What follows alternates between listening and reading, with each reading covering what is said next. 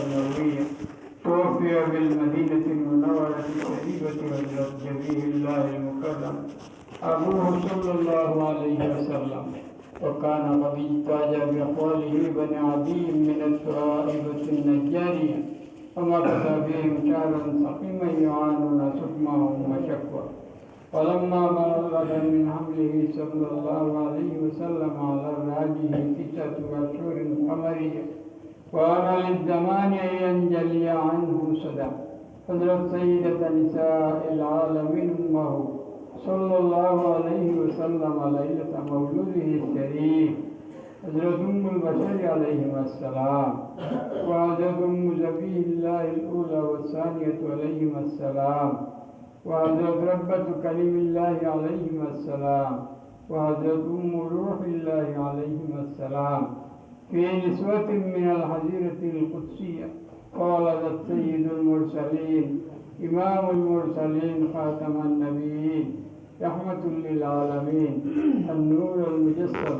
حبيب الله صلى الله عليه وسلم نور